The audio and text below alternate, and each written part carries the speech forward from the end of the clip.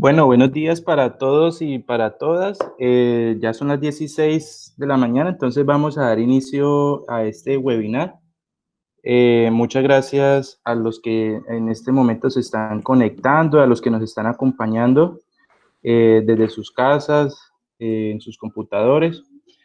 Básicamente el objetivo del día de hoy es socializarles unas elementos importantes que debemos tener en cuenta ahora con el plan de contingencia y con la pandemia que estamos viviendo actualmente.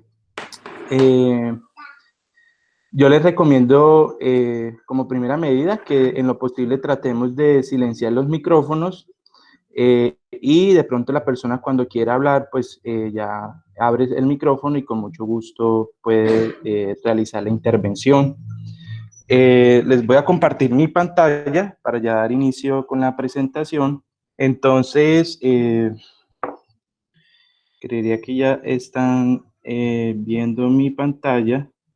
El webinar tiene el nombre sobre COVID-19, que es la enfermedad ocasionada por el coronavirus, y la hemos llamado Información para la Acción desde lo médico, psicológico y lo económico.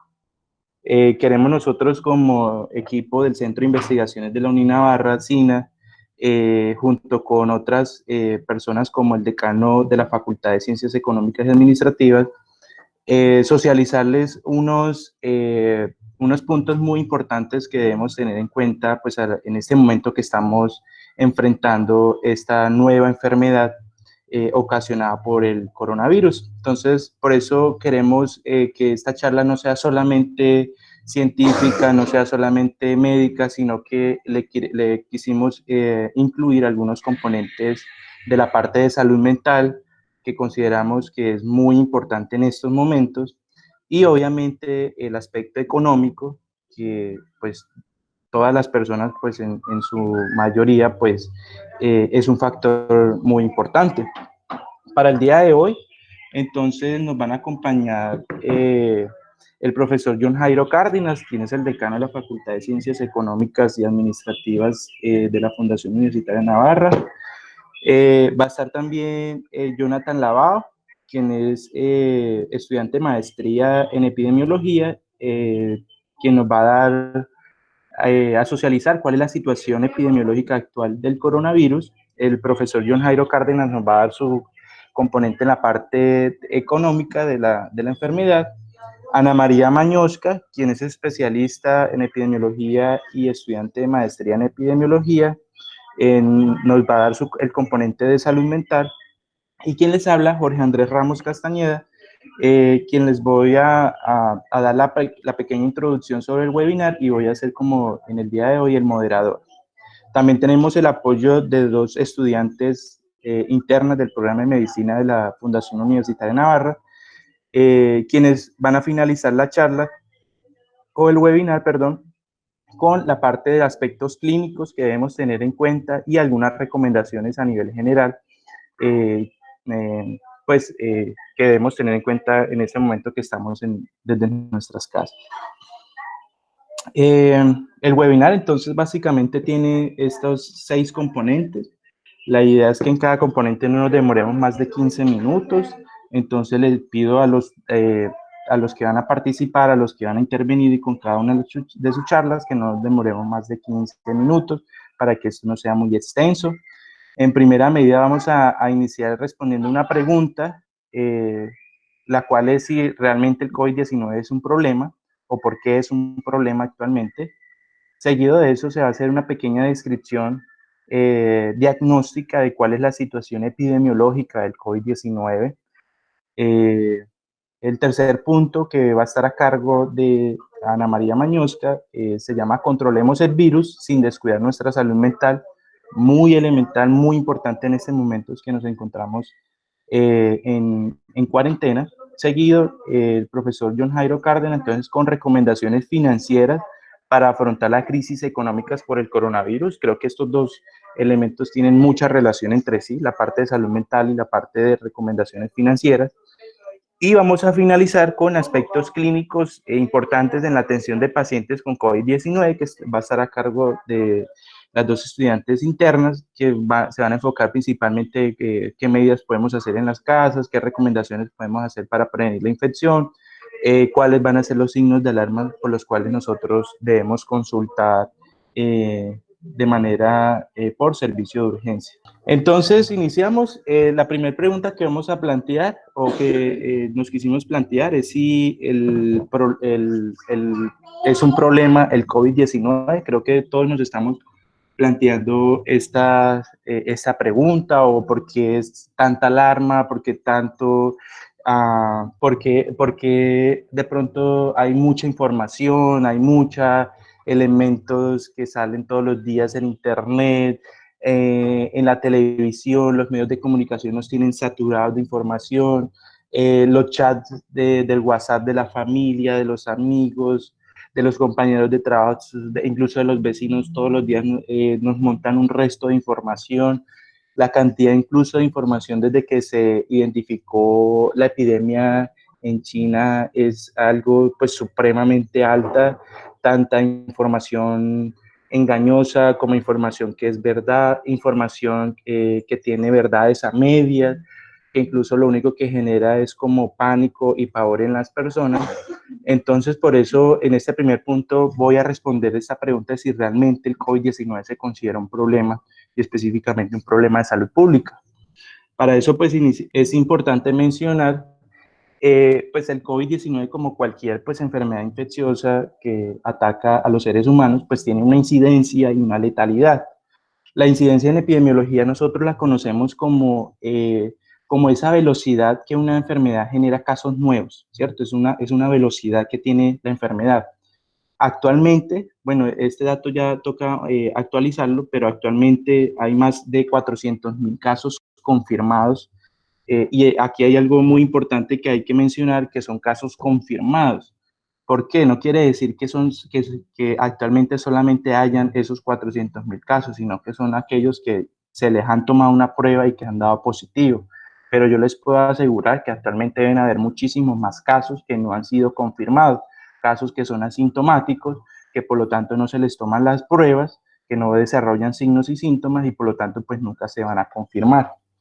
Y esa misma enfermedad pues genera una letalidad, pues digamos que es lo que nos preocupa a todas, pues a todos nosotros, que nos afecte nuestro proceso de salud y enfermedad. Y actualmente se estima que aproximadamente hay 15.000 muertes confirmadas según la Organización Mundial de la Salud. Esto en otras palabras, ¿qué quiere decir? Que actualmente hayan más de 400.000 casos confirmados.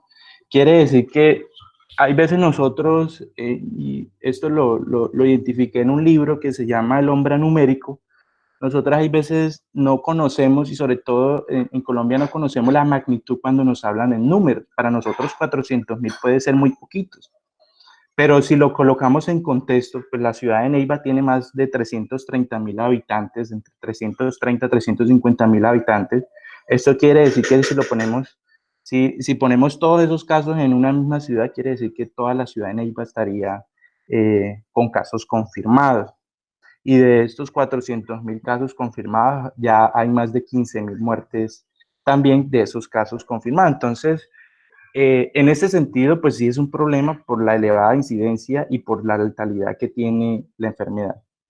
Ahora, otra cosa importante es la gravedad de la enfermedad. Estudios que ya han salido publicados estiman que de todos los pacientes, casi un 50%, es decir, la mitad, desarrollan ya sea enfermedad severa o enfermedad grave, pero este 28% producen ya una enfermedad grave, es decir, aquellos que ya requieren una atención de medicina especializada, de cuidados intensivos. Entonces, ahí parte el otro aspecto de la problemática, y es que no solamente tiene elevada incidencia, elevada letalidad, sino que más o menos 1 de cada 3 pacientes va a requerir atención por cuidado crítico. Esta gráfica, pues, yo creo que nos resume algo muy importante, y se está comparando el COVID-19, el ébola, que es otra enfermedad infecciosa viral, el SARS, también enfermedad viral, y el MERS, que es otra enfermedad viral también producto del coronavirus. Miren, si ustedes logran ver esta gráfica, vemos que la tasa de letalidad, por lo menos del ébola, es del 40%, o sea, una enfermedad supremamente letal. ¿Qué quiere decir eso? Que si la persona se infecta por ébola, es tirar una moneda al aire y si cae cara, se va a recuperar y si cae sello, se va a morir. Más o menos, en otras palabras, la probabilidad. El SARS tiene una letalidad del 9% y el MERS tiene tuvo una letalidad, una fatalidad del 34%. Si vemos los casos, la tasa de fatalidad del coronavirus es solo del 4%. Entonces uno diría, ahí, bueno, pero ¿para qué nos preocupamos si solamente es un 4%? Muy por debajo del ébola, que fue del 40%, del SARS, que fue del 9%, y del MERS, que fue del 34%. El problema, y aquí en epidemiología nosotros utilizamos un indicador que se llama R, que es la capacidad de que el microorganismo pueda infectar a varias personas. En el coronavirus es más o menos del 2 al 2,5, no se han puesto de acuerdo. Entonces, y el periodo de incubación es muy largo. ¿Qué quiere decir eso? Que tiene mucha capacidad de infectar a las demás personas. Por lo tanto, si ustedes ven los datos en estos 3 meses, pues la cantidad de infectados ha sido altísima, más de 242.000 infectados cuando se hizo esta gráfica. Mire que yo les he presentado en la diapositiva anterior que van más de 400.000 infectados. Entonces, esta cantidad enorme de infectados ha hecho que incluso el número de muertes ya sobrepase la epidemia que hubo en África del ébola, ¿cierto? Pero no es por su tasa de fatalidad tan alta, sino por su capacidad de infectar a la mayoría de las personas o de afectar una gran cantidad de personas que hace que el número de casos fatales pues sea muy alto. Y finalmente, pues los adultos mayores son los principalmente afectados por los casos fatales por esta enfermedad. Estudios han estimado que los mayores de 65 años son los que más presentan casos de letalidad o de fatalidad por la enfermedad y principalmente se deben a que son pacientes con comorbilidades múltiples, entonces pacientes hipertensos, pacientes diabéticos, pacientes con enfermedad pulmonar obstructiva crónica, con enfermedad cardiovascular, pacientes con enfermedad renal crónica, e incluso la mayoría también de adultos mayores que nunca habían sido detectada su diabetes o su hipertensión, entonces en estos casos se ha presentado mayor letalidad del COVID-19. Ahora, según estimación que hacen, obviamente, modelos de estimación que no se aproximan para nada a la realidad, pero nos pueden dar un diagnóstico de qué va a pasar con el COVID-19. Se estima que en el mejor escenario va a haber 50.000 casos, pero ya esto se pasó. Y se estima que en el peor escenario, en Colombia, estoy hablando aquí de Colombia, ¿cierto? No del mundo, sino ya de Colombia, se dice que en el mejor escenario van a haber 50.000 casos y en el peor escenario van a haber 750.000 casos. ¿De qué depende el mejor y el peor escenario? Depende de lo que estamos haciendo ahora, del aislamiento obligatorio, ¿cierto? De las medidas que se están haciendo, de controlar los casos, de identificar los contactos, todo eso que se hace en epidemiología de campo, depende de eso. Entonces, les mencioné también que de esos aproximadamente 1 de cada 3 pacientes va a requerir cuidado crítico, por lo tanto se espera que entre 14.000 y 210.000 casos sean severos, es decir, que requieren una atención por cuidado crítico. Y esto, pues en otras palabras, ¿qué quiere decir? Que el sistema de salud puede colapsar, ¿cierto? El sistema de salud puede colapsar porque aproximadamente entre el mejor escenario pueden haber 14.000 casos severos y en el peor escenario pueden ser 210.000 casos severos, es decir, pacientes con COVID-19 que requieran una atención por cuidado crítico. Y según información, en Colombia hay más o menos 1.5 camas por 1.000 habitantes. Eso quiere decir que hay aproximadamente 75.000 camas. Y esto en otras palabras, ¿qué quiere decir? Que de 3 pacientes infectados que vayan a haber del COVID-19, solamente va a haber cama disponible para un solo paciente. Y estos 2 pacientes no van a tener acceso o no va a tener la misma oportunidad de tener cama en cuidado crítico no van a tener respiradores, ventilación mecánica y por lo tanto, pues, y sabiendo que no existe un tratamiento específico para la atención del coronavirus, pues esos pacientes pueden desafortunadamente fallecer. Entonces, para responder a la pregunta, ya con esto finalizo mi intervención. Si el COVID-19 es un problema, sí, es un problema por su elevada incidencia, ¿cierto? La capacidad, la elevada capacidad que tiene de transmitir la enfermedad a las demás personas, que es lo que en epidemiología se conoce como el R.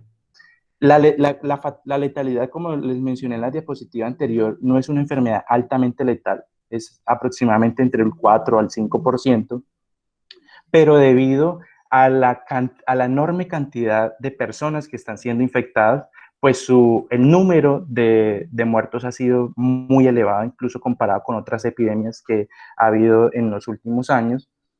Y principalmente es un problema porque si no se toman las medidas en serio, si no se actúa de manera correcta, si no se toman esas acciones inmediatas, puede llegar al caso, como les mencioné acá, de que el sistema de salud colapse, ¿cierto? Porque no, el sistema de salud no solamente va a atender a estos pacientes con COVID-19, atiende pacientes con apendicitis, con peritonitis, pacientes que tengan alguna hernia, ¿cierto? Que requieran otro tipo de atención. Entonces, si le sumamos también, si normalmente nosotros vamos a una institución de salud y al servicio de urgencias y vive lleno, hay pacientes en el pasillo, en sillas, ¿cierto? Súmele ahora que lleguen esos pacientes con COVID-19. Entonces, en ese sentido, sí es un problema. Y por eso, pues, este webinar pues, se enfoca en estos 4 elementos muy importantes. Ya les mencionaba, es un problema por el riesgo de transmisión que tiene la enfermedad y porque aproximadamente 1 de cada 3 pacientes presentan severidad. Las consecuencias que tiene esta enfermedad, tanto el impacto psicológico, que es lo que vamos a tratar hoy, el sistema de salud que puede colapsar. Hay algo muy importante que incluso se ha dejado muy de por fuera y es la parte de los trabajadores de la salud, ¿cierto? No sabemos cómo está la salud mental de estos profesionales, y no solo profesionales, el auxiliar de enfermería, la persona de limpieza y desinfección, el de orientación, el de vigilancia, el de la parte de nutrición, ¿cierto? Todos ellos que trabajan en el sector de la salud. ¿Cuál sería su estado mental? Incluso ya han salido estudios que han determinado que la depresión y el estrés en este momento en ellos es más del 70%. La ausencia de elementos de protección personal pues es algo que agrava la situación y obviamente pues el impacto económico, principalmente por el aislamiento obligatorio. Por eso en el webinar vamos a tratar la parte de impacto económico. Ya tratamos esta parte de la salud poblacional, vamos a mirar también la parte del impacto psicológico. Entonces, esto es como para dar la primera respuesta a la pregunta, que si realmente el COVID-19 es un problema. Entonces, para concluir esta primera parte, personalmente diría que sí es un problema de salud pública. Buenos días. Para complementar lo que el profe ya nos mostró, la idea es abarcar lo que nos muestran los datos desde el nivel nacional, internacional, nacional y a nivel regional. Entonces, en este momento les voy a compartir las diapositivas, la presentación. Si alguna de pronto presenta fallas, no la puede visualizar, pues para que nos comenten o si no me están escuchando bien. Listo. Entonces, complementando la información que nos mencionaba el profe, la situación epidemiológica en el mundo. Entonces, a nivel internacional, lo que se puede evidenciar es que la pandemia o el virus ya ha logrado en este momento consolidarse o estar en 197 países. De allí radica también lo que el profe nos menciona, que se considera un problema de salud pública a nivel mundial en este momento y lo importante de tomar medidas frente a eso. Además de los 197 países, pues en este momento también recordar el crucero que se encuentra en las costas de Japón, en el cual también hay personas de diferentes nacionalidades que también están infectadas. Haciendo pues un recorder de la evolución, cómo se ha ido diseminando la infección, el virus en el mundo. Entonces es importante analizar cómo el virus tardó o demoró aproximadamente un poco más de 2 meses para llegar hasta los 100.000 casos, hasta el 6 de marzo, pero en un periodo de tiempo mucho más corto, es decir, 11 días, este logra duplicarse pasando los 200.000 y en 7 días, es decir, sigue disminuyendo el periodo de tiempo, este logra superar los 400.000. Esto a corte o fecha del día de ayer, 24 de marzo. Entonces, teniendo en cuenta la tendencia y el R que nos mencionaba el profe, que el virus por su periodo de incubación y por su capacidad de transmitir, de infectar bastantes personas, siguiendo esta gráfica, lo que nos muestra es que terminado este mes de marzo, iniciando el mes de abril, los casos a nivel mundial podrían llegar alrededor de los 800.000. Entonces, de allí radica la importancia de tomar medidas en cada país, especialmente lo que se menciona con el aislamiento social. Igualmente, entonces, en la anterior veíamos los casos acumulados a nivel mundial. En esta presentación podemos observar cómo los casos nuevos que se van presentando cada día también van aumentando de forma drástica. Esto debido a que el virus ha ido expandiendo y en este momento se está consolidando en los 197 países, pues que les mencionaba anteriormente. Entonces, igualmente, eh, alrededor de más de 2 meses para tener casos por día de 3.600 aproximadamente, a pasar al día de ayer, 24 de marzo, en el cual se tuvieron 43.769 casos nuevos. Entonces, teniendo en cuenta esta proyección, como está presentándose la epidemia, lo más probable es que en los próximos días los casos nuevos comiencen a ser mayor a 50.000 por día. Entonces es importante que el mundo, algunos países ya han tomado las medidas de precaución, algunos otros evaluando las medidas económicas que pueden afectar a esos países, pues han tenido mayor recelo tomando estas medidas. Por eso creo importante eh, la parte económica que nos va a complementar el decano de Administración y de Ciencias Económicas. Ahora bien, la situación de los infectados o la gran problemática de que esto vaya en aumento, y lo mencionaba el profe también, el profe Jorge, es la cantidad o el número de defunciones que se van presentando. Entonces, podemos evidenciar en la gráfica cómo hasta el 12 de marzo la mortalidad o el número de muertos alcanzaba los 5.000 y en tan solo 7 días este logra duplicarse y en 6 días más nuevamente, es decir, el día de hoy, 25 de marzo, probablemente vamos a pasar las 20.000 defunciones en el mundo. Igualmente, lo que podemos observar es que la gráfica sigue creciendo de manera exponencial debido a que el virus pues comienza a afectar ya los sistemas de salud de diferentes países. Entonces, como podíamos ver en la primera gráfica, el primer foco fue China. Este se trasladó a Europa, especialmente a Italia, pero después comienza a afectar en gran medida en estos momentos a España.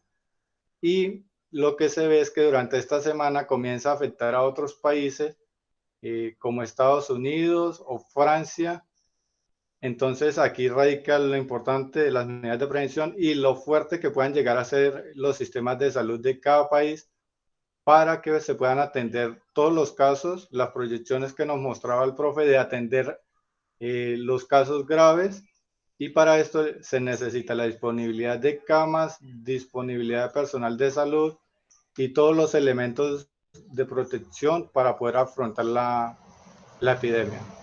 Igualmente, en la siguiente gráfica podemos observar cómo el día de ayer los casos, las nuevas defunciones por día llegaron a 2.300. Lo que se puede evidenciar es que las defunciones también siguen creciendo de forma alarmante debido a que los países europeos, Italia, España, comienzan a colapsar sus sistemas de salud porque no estaban preparados para la magnitud de casos que, a pesar de no tener una gran letalidad por su capacidad de infectar y llegar a muchísimas personas, pues las defunciones al final se traducen en que son bastantes. Entonces eso es lo importante de tratar de evitar que no hayan tantos casos para así disminuir los pacientes críticos y dar tiempo al sistema de salud de cada país para poder resolver o ir atendiendo a los pacientes. A nivel internacional, podemos observar los primeros 20 países que con mayor cantidad de casos. He decidido ponerles algunas flechas acá con algunos colores indicando pues en la situación en la que se encuentran. En este momento pues el foco principal o más preocupante es Italia, quien está teniendo la mayor cantidad de funciones al día, pero también es importante observar España, quien comienza a presentar cada día alrededor de 400 nuevas defunciones y este número sigue en aumento. Además, analizar o tener en cuenta países como Estados Unidos o Francia e Irán, que su crecimiento de infectados comienza a ser demasiado alto cada día, lo cual puede traducirse al final en que sus sistemas de salud no logran soportar para atender todos los pacientes, y esto se pueda traducir al final o se traduzca en que el número de funciones van a comenzar a aumentar drásticamente. Otros países que es importante tener en la mira o en observación para las siguientes semanas son Inglaterra, Gran Bretaña, y en nuestro continente o en Sudamérica, ¿no?, al país de Brasil, quien viene aumentando sus casos de forma acelerada, y esto también se comienza a ver en las defunciones que comienza a presentar. Entonces es importante observar las medidas que deban tomar estos países para poder atender a esta emergencia que pues ya es mundial, ya está consolidada en todos los países del mundo.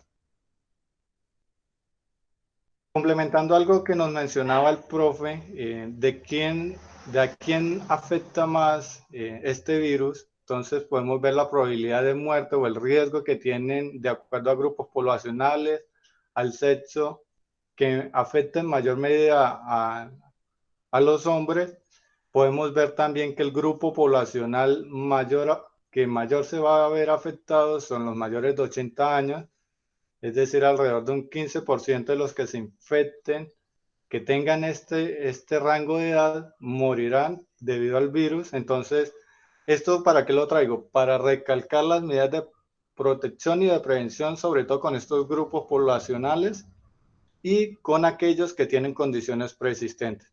Como nos mencionaba el profe, esto es lo que hace de que aumente la probabilidad de que un paciente pueda terminar o desarrollar su infección en un estado crítico o llegar incluso a la muerte.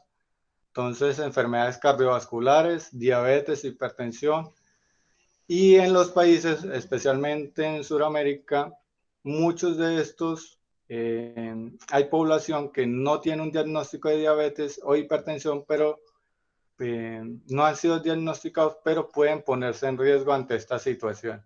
Importante tener en cuenta esta situación de las condiciones preexistentes. Esto se puede evidenciar, por ejemplo, en el primer muerte o defunción que tuvimos en Colombia, el taxista de la ciudad de Cartagena, quien pues tenía estas condiciones. Entonces, es importante las medidas de prevención aún mayor con esta población. Para el nivel nacional, entonces podemos evidenciar a corte de ayer el último reporte del Instituto Nacional de Salud. Casos confirmados, como nos mencionaba el profe, estos son los que se les ha hecho una prueba y su resultado efectivamente ha sido positivo, lo cual no indica necesariamente que sean todos los que en este momento están infectados, sino que son aquellos a los que se les ha podido tomar la prueba y tener el resultado. De estos, la mayoría, como se puede ver, están concentrados en la ciudad de Bogotá, algo pues lógico teniendo en cuenta la población que tiene la capital, en donde concentra la mayor cantidad de personas, con 8 millones de habitantes.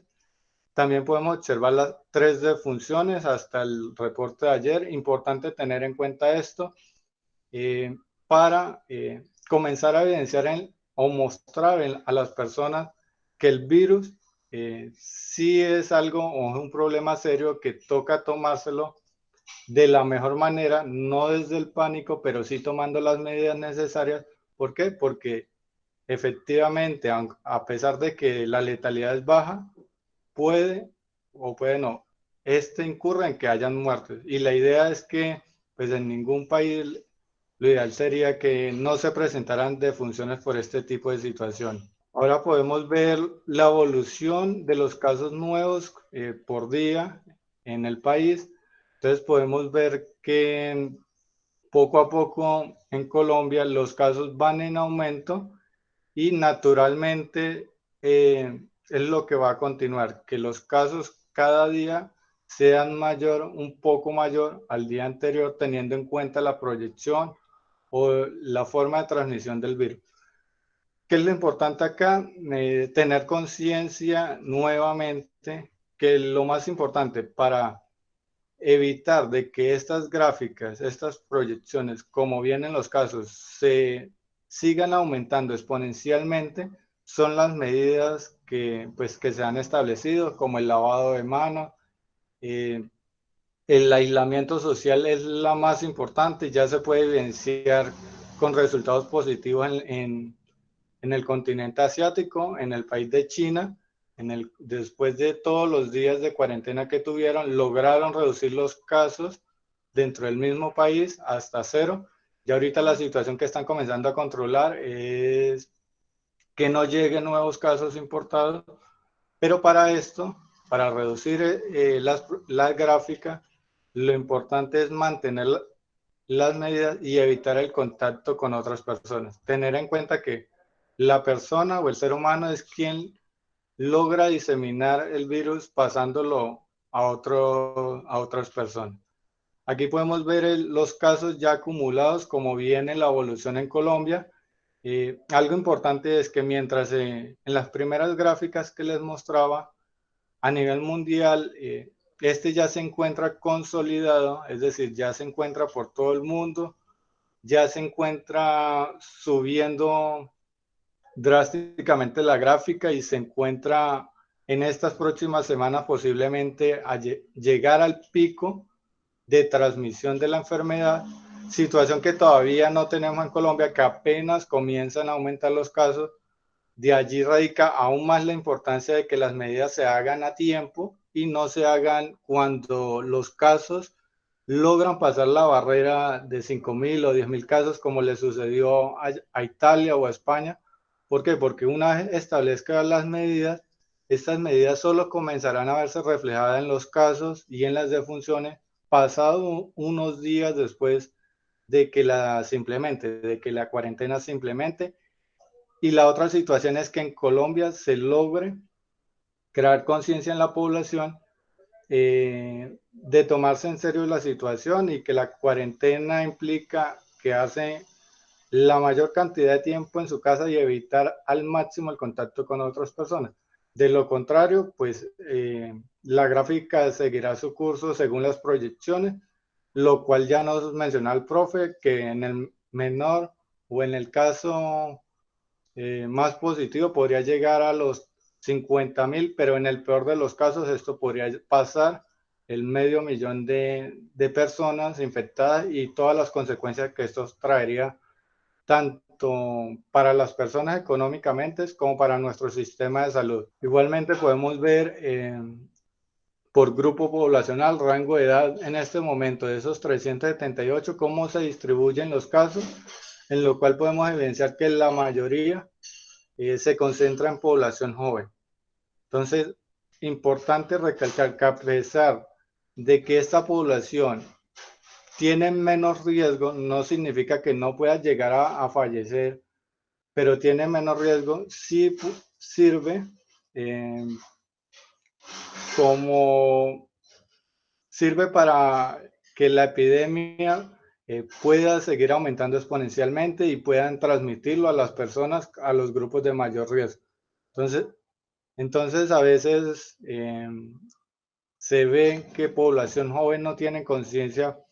¿Por qué? Porque dicen, no, de pronto es solo una gripa, no me va a pasar nada, y muchos lo presentan de forma asintomática o de forma muy leve. Pero esto implica que si esa persona se contagia, pueda transmitirlo a otras personas, especialmente o a sus padres o abuelos que están dentro de un grupo poblacional de mayor riesgo, ya sea por su edad o por las condiciones preexistentes que tengan las personas. Ahora bien, el nivel regional, esto de acuerdo al último reporte o boletín epidemiológico de la Secretaría de Salud Departamental. Aquí quiero agradecer al profe Maecha, quien nos suministró la información y nos autorizó para poder compartirlas con ustedes. Entonces, en el momento, en el departamento del Huila, al reporte del día de ayer, 24 de marzo, confirmados 14 casos, de los cuales 3 están ubicados en la ciudad de Neiva y uno se encuentra ubicado en el municipio de Palermo, de los cuales la mayoría, 79% del porcentaje, está en el género, en la población femenina.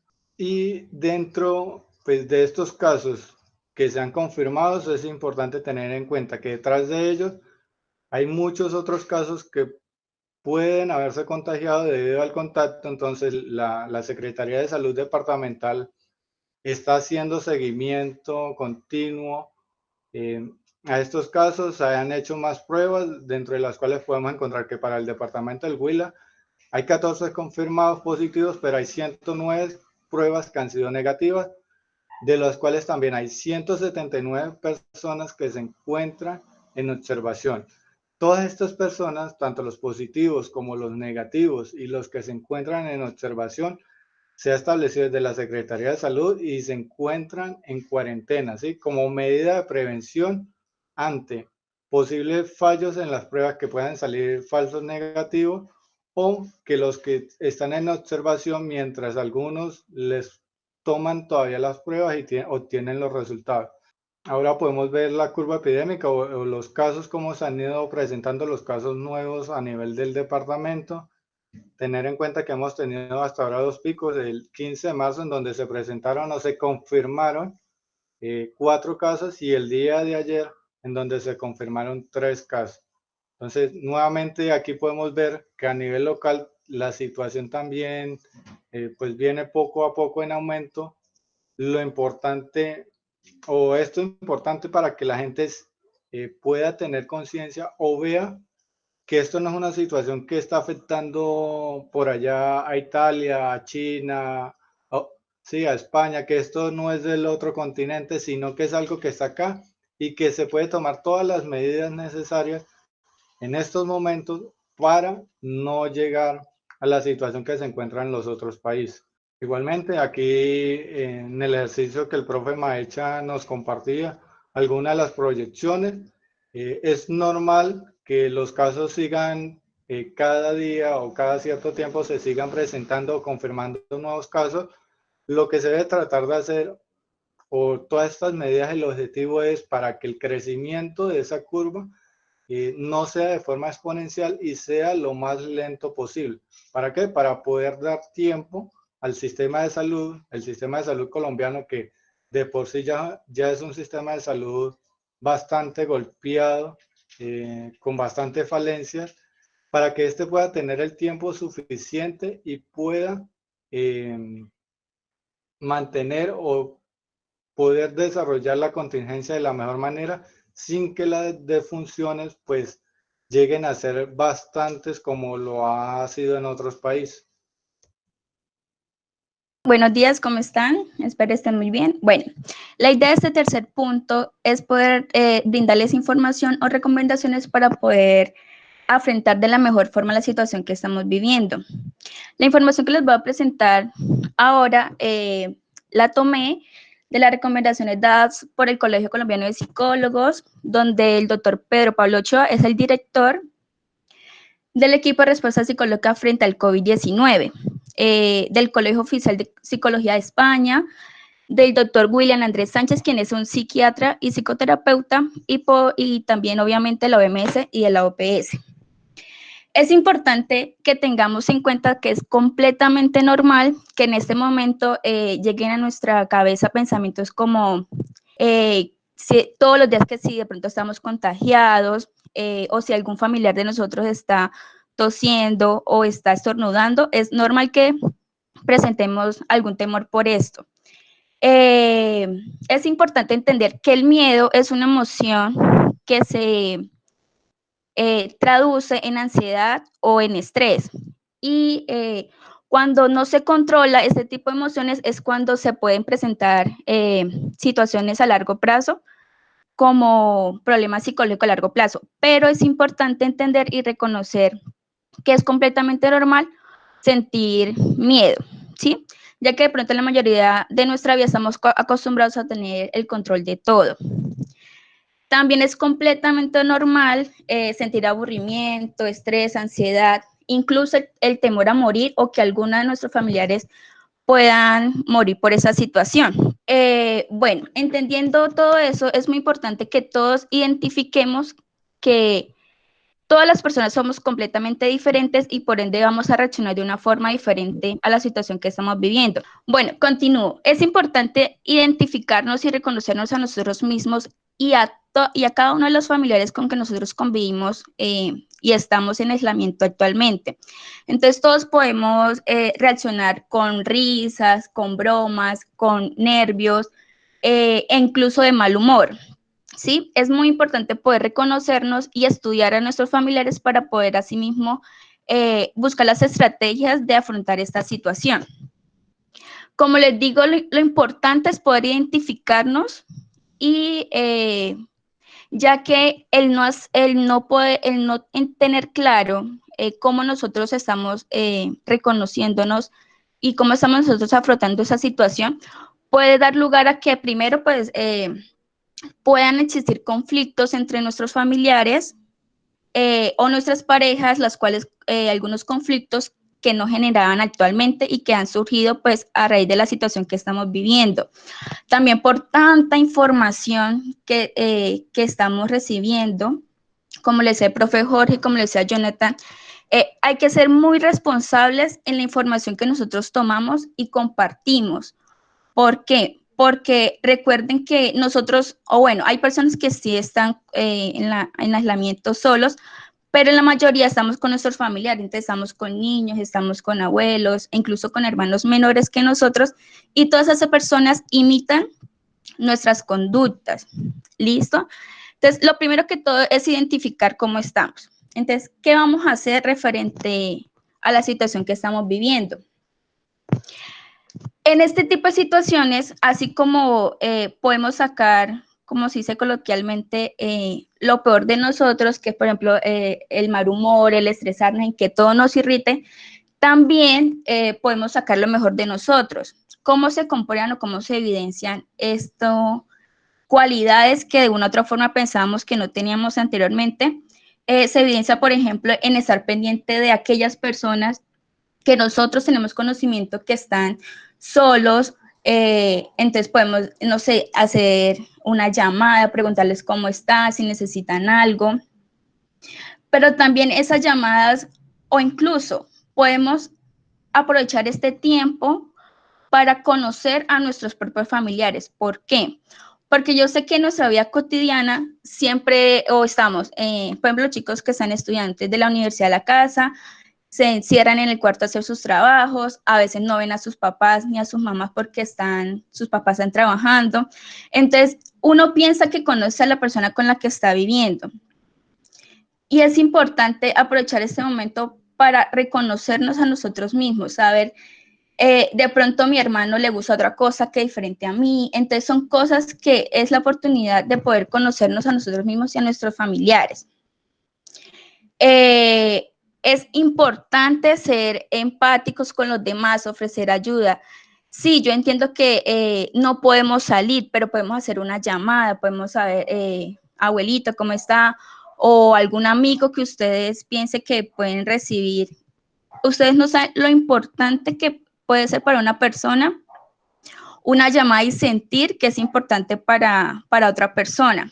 Con acciones sencillas como esas podemos mejorar la situación tanto de esas personas como de nosotros. ¿Por qué? Porque podemos aprovechar esas llamadas y así como permitimos que estas personas se expresen con nosotros cómo se están sintiendo, si necesitan algo, también nosotros podemos llegar a expresarnos con esas personas. Decir, no, mire, estamos bien en esa situación, en nuestra casa estamos haciendo eso, compartir información, que de pronto hay personas que no tienen acceso a redes sociales, sino no más noticias, entonces son personas que, digamos, no tienen la oportunidad de estar al día con la información.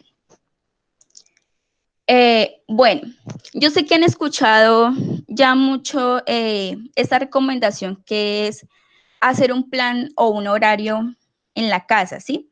Por ejemplo, las personas que estamos trabajando desde casa, es importante respetar el horario laboral, pero también entender que cuando pase este horario laboral tenemos que hacer actividades que nos reconecten con nosotros mismos y poder llevar o sobrellevar lo que estamos haciendo. Entonces, por ejemplo, ya que estamos todos en casa, generalmente la mamá es la que se encarga de la casa o hay solo una persona que se encarga de realizar los quehaceres de la casa. Entonces, en el plan es importante que todos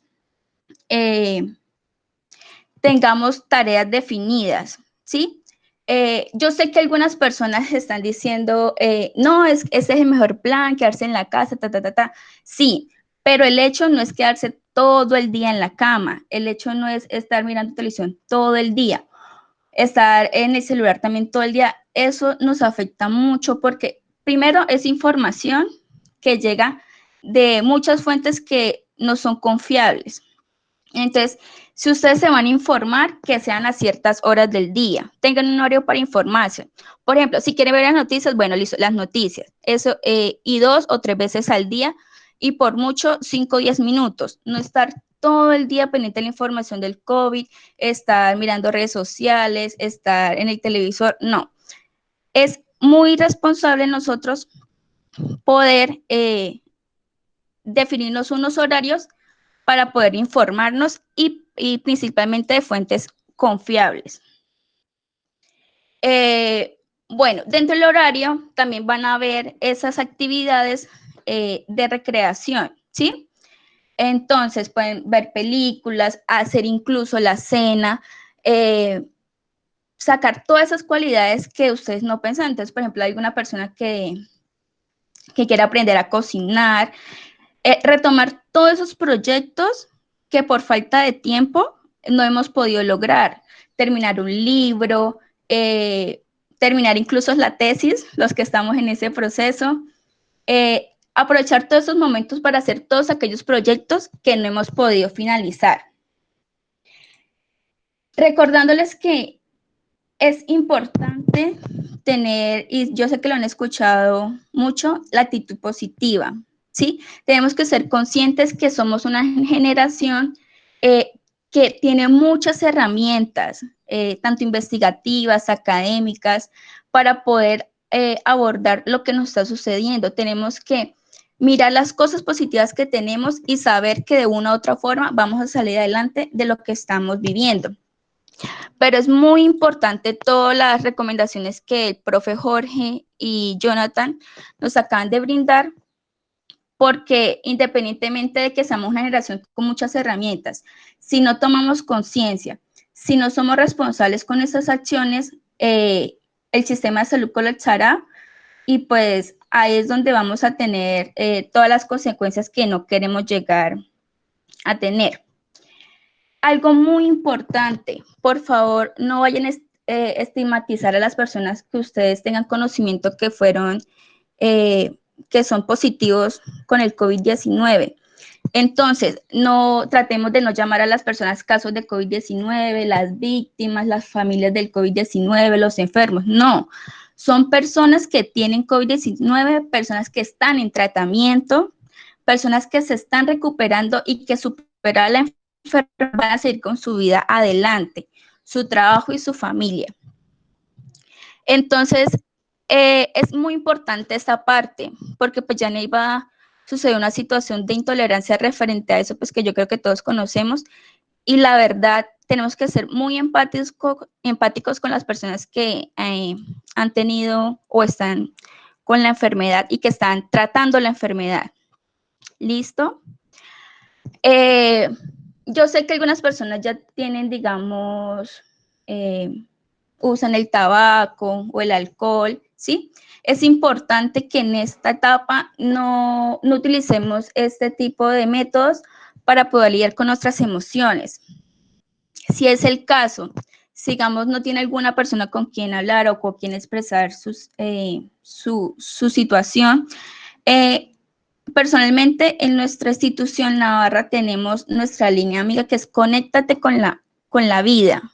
Es muy importante que hagan uso de esta línea porque puede ser una herramienta con mucho impacto para poder asumir lo que estamos viviendo.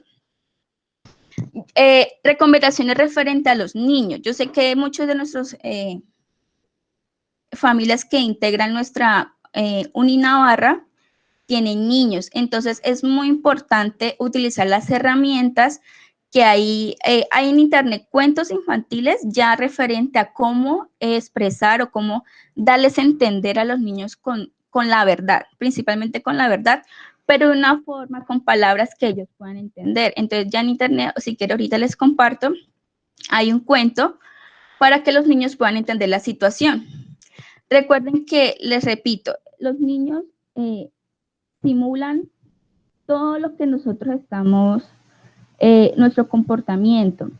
Entonces, los niños en este momento también, al ver la situación o la angustia de sus padres, tratan de buscar más atención, de muchas otras formas que normalmente no se comportarían. Entonces, en esos momentos cuando se tiene que hablar con ellos, saber qué se siente, cómo se siente, por qué se siente así, buscar la forma que los niños estén distraídos, pero respetando sus horarios. Entonces, siempre va a haber un horario para dormir, siempre va a haber un horario para comer, siempre va a haber un horario para compartir con la familia, también va a haber un horario para hacer los quehaceres de la casa. Es muy importante que todas las ideas que ustedes tengan ahorita, su creatividad para poder hacer las actividades en la casa, tengan un horario y sean respetados. ¿Listo? Ante todo eso. Para las personas que están conviviendo con adultos mayores, entonces, van a haber abuelitos que ya tengan, digamos, algún deterioro cognitivo, demencia, o pues, gracias a Dios, estén bien. Entonces, por esas situaciones, ellos se van a mostrar un poco más estresados, más enojados, agitados. Entonces, toca buscar la forma, por medio de actividades que es generalmente, lo importante, yo sé que no podemos continuar, digamos, de una otra forma con la vida normal, porque yo sé que algunos van a les gusta ir al gimnasio, ir a bibliotecas, bueno, etc. Pero sí tratar de continuar con nuestra vida en la casa, obviamente, siguiendo todas las recomendaciones que nos ha dado el gobierno y pues todos los entes gubernamentales que nos han brindado todas esas herramientas de protección. Pero, ¿qué pasa con los abuelitos? Sí, yo sé que estamos en una situación de crisis, pero, y que ellos son la población que puede estar más afectada si se llegan a enfermar, pero tampoco hay que sobreprotegerlos. Entonces, si el abuelito puede bañarse solo, excelente. Si el abuelito puede vestirse solo, excelente. Tratar de que ellos sigan siendo independientes, pero obviamente con todas las protecciones. Entonces, estar pendientes de que ellos se laven bien las manos y cómo se deben lavar, de acuerdo a todo lo que nos han enseñado actualmente. Es muy importante que ellos sigan siendo independientes. ¿Por qué? Porque si nosotros sobreprotegemos tanto a los niños como a los adultos, entonces cuando logremos superar esto, van a ser personas que van a ser muy dependientes a nosotros. Entonces ya nosotros no vamos a poder ir a trabajar porque entonces ya el abuelito no puede bañarse, ¿sí? Entonces toca en lo posible hacer que ellos sigan siendo muy dependientes. En conclusión, este es el momento de poder afianzar todos nuestros lazos familiares, todos nuestros lazos con nuestros amigos, el momento de continuar todos esos proyectos que nosotros dejamos estancados, de leer el libro que siempre nos hemos querido leer, de aprender el arte que nosotros queremos o por tiempo nunca pudimos perfeccionar, pero siempre sabiendo de que la situación que estamos viviendo es muy seria, no es un juego, pero tampoco estar todo el tiempo con esa actitud negativa. Entonces, tenemos que saber que vamos a salir de esa situación con todas las recomendaciones que nos han dado, respetar los horarios, no quedarse todo el día en la cama, levantarse, hacer ejercicio, bañarse. Es muy importante bañarse todos los días. Yo sé que ustedes van a haber personas que digan, no, pero hoy me baño, mañana no. No, es muy importante que usted se bañe todos los días. ¿Por qué? Porque ya habitualmente ese es lo primero que nosotros hacemos cuando nos levantamos, entonces el cerebro se condiciona de que va a estar reactivo todo el día. Entonces, si usted dura todo el día en la cama, entonces va a comenzar a tender a comportarse así y pues eso no le va a ayudar a poder enfrentar todo lo que estamos haciendo. Bueno, espero les haya contribuido la información que les brindé y cualquier pregunta al final, como dijo el profe Jorge. Sí, me parece muy inclusive el tema. En este momento les puedo decir y los puedo contextualizar que la crisis económica causada por el coronavirus es severa.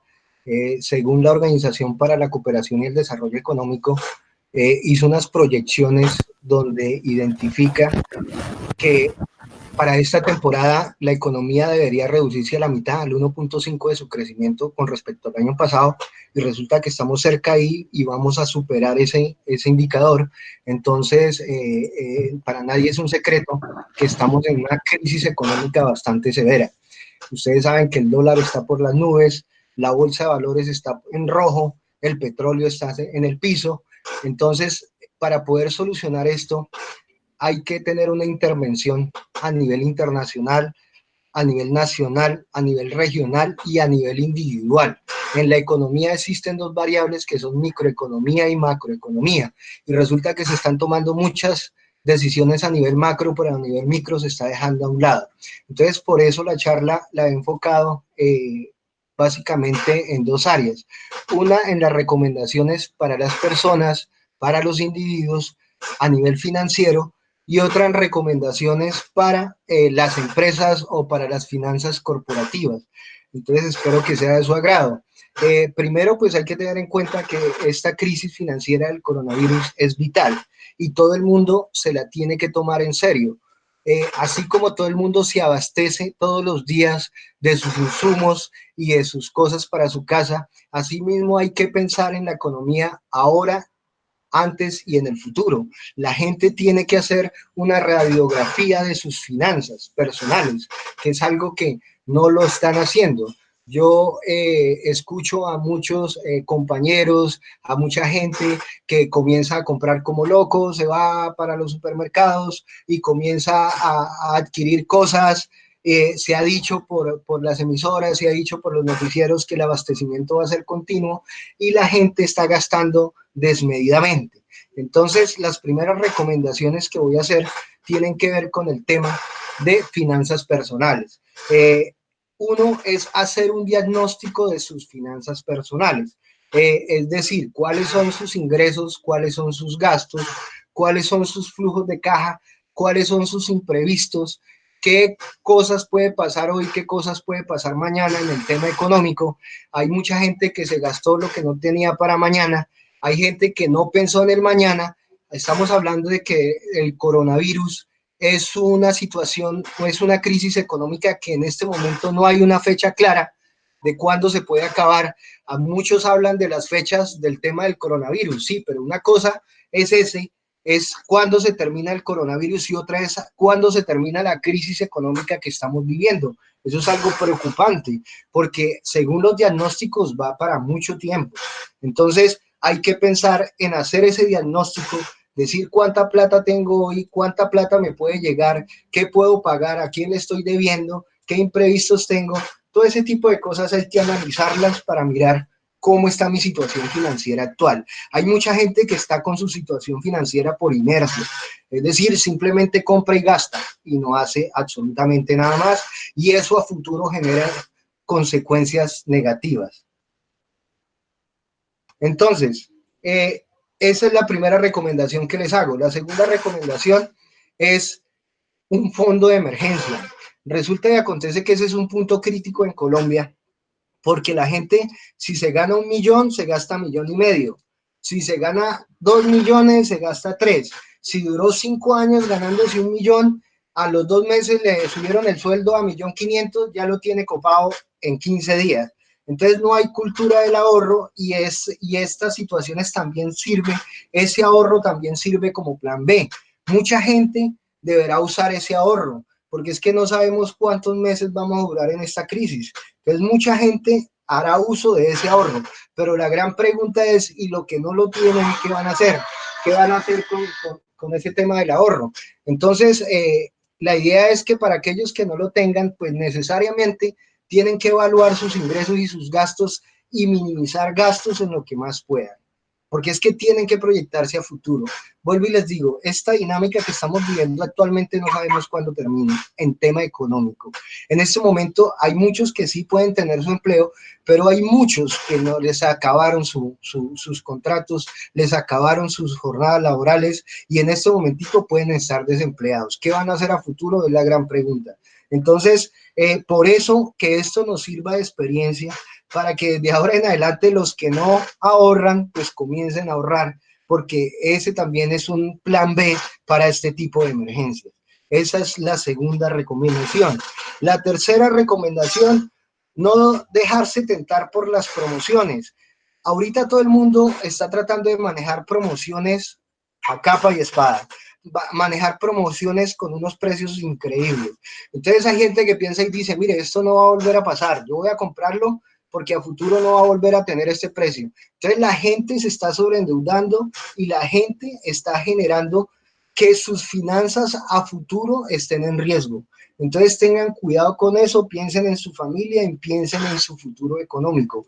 Lo digo porque también lo estoy viendo por mucha gente y muchos compañeros que están haciendo el tema. Una cuarta recomendación es no hacer drásticas inversiones, no hacer cambio en sus inversiones. Por ejemplo, aquellas personas que tienen inversiones en mercados de derivados financieros, la idea es que sean lo más reales posible, la idea es que sean lo más racional posible con sus decisiones. El hecho de que estemos en crisis y todo esté bajando no quiere decir de que hay que vender todo. Y eso también lo está haciendo mucha gente. Hay que calmarnos, hay que analizar esa situación, hay que analizarla. Siempre toda situación económica se analiza pasado, presente y futuro. Hay que mirar eso en esas 3 situaciones y tomar las mejores decisiones. Entonces, ojo con esas ventas desmesuradas que utilizan muchos para el tema de las inversiones. Esa es como cuarto consideración que les tengo. La quinta, cuide su patrimonio personal. Eso es otro tema. Resulta y acontece que muchos están trabajando desde su casa, pueden tener activos por fuera, pueden tener activos intangibles, seguros de vida, propiedades, negocios. Entonces la gente se está encerrando y se está olvidando de esos temas, y hay que estar pendiente de su patrimonio. Acuérdense que hay muchos que están accediendo a la parte virtual, y hoy en día pues también están atentos los hackers para poder poder hackear esas cuentas que ustedes tienen, esas cuentas bancarias, esas cuentas de ahorro, esas cuentas de pensiones, cesantías, todo ese tipo de cosas. Hoy, pues, por tanta congestión que hay en la red, pues, también hay mucha gente hábil para poderse aprovechar de esas situaciones. Entonces, esa es otra recomendación que les hago como quinto punto. Y una de las más importantes que considero yo es la sexta recomendación, y es seguir siendo productivos. Resulta y acontece de que yo les dije al inicio, aquí tenemos que intervenir todos, internacional, nacional, regional y local. Y resulta que también las personas tienen que intervenir. Seguir siendo productivos es seguir trabajando donde les toque, desde su casa, que es donde nos toca actualmente. Entonces, seguir haciendo cosas en su casa, seguir haciendo teletrabajo, seguir ejerciendo actividades de la casa, seguir desarrollando cosas que de alguna manera generen alguna actividad económica, porque eso es lo que tenemos que pensar. La verdad, a nivel virtual se pueden generar muchas actividades económicas. Entonces, la idea es que la gente se capacite y mire cómo puede desarrollar esas actividades económicas y que la gente sea responsable con su trabajo. Aquellos que les toca teletrabajo, pues que estén en la casa haciendo las cosas como deben de hacerlas. Entonces, organizar un cronograma y estar haciendo todas las actividades requeridas para que a futuro no diga la empresa, no, me toca suspenderle su teletrabajo, o la universidad, o la organización, o lo que sea. Entonces, hay que tener en cuenta que hay que seguir siendo productivo y hay que seguir siendo responsable con nuestro trabajo. Esa es como la sexta recomendación que les hago. Ahora, esas son a nivel general las recomendaciones que les hago para tema personal, pero también quiero aclarar que hice unas recomendaciones para tema empresarial. Con esta situación del coronavirus, también se generan unas oportunidades. Es decir, estamos hablando de que nosotros también como empresa podemos ser ingeniosos y podemos ser creativos. No hay que olvidar que las pymes están sufriendo en este momento, pero igual hay oportunidades. Imaginen que sobre este problema hay muchas empresas que están trabajando actividades anexas al problema. Entonces, de alguna manera creativa, generan otro recurso, generan otra actividad que los hace ser productivos y los hace pasar esta crisis con un poco más de su avena y su pitillo, dijo. Entonces, la idea es que entendamos eso. Esa es una de las cosas que pueden hacer las empresas. La otra de las cosas es no olvidar que todos necesitamos provisionamiento y que hay muchas empresas que poseen ese provisionamiento y que de pronto habrán algunas que no lo podrán abastecer. Entonces, hay otra oportunidad ahí. Entonces, esas dos oportunidades hay que tenerlas en cuenta porque este tipo de situaciones lo que nos ayudan es a generar nuevas ideas, a generar nuevos proyectos, a generar nuevas situaciones que sean productivas. Y eso se los digo por experiencia porque he tenido empresa y me ha tocado muchas veces temas de crisis y hemos superado esas crisis porque esa crisis nos obliga a generar nuevas cosas y nuevas ideas.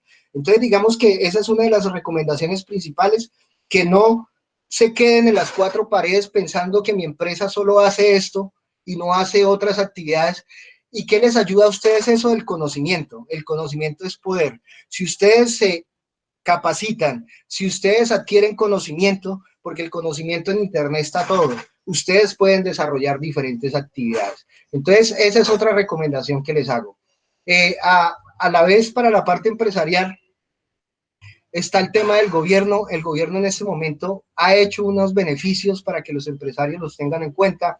Hay unos aplazamientos en impuestos, hay un tema de garantías, un tema de subvenciones, hay un tema de fondo con presupuestos públicos, hay un tema de mentorías tributarias, hay un tema de pensiones, hay un tema de línea de crédito blando para pymes, hay renegociaciones para créditos y deudas, hay fomento y la regulación del teletrabajo, hay la flexibilidad laboral y está el tema de las licencias para el tema de seguros y desempleo. Ahí hay muchas herramientas de cuáles los empresarios se pueden acudir y pueden acogerse. El problema es que las conozcan. Entonces, les doy simple porque esto es un abrebocas, porque igual es mucha información.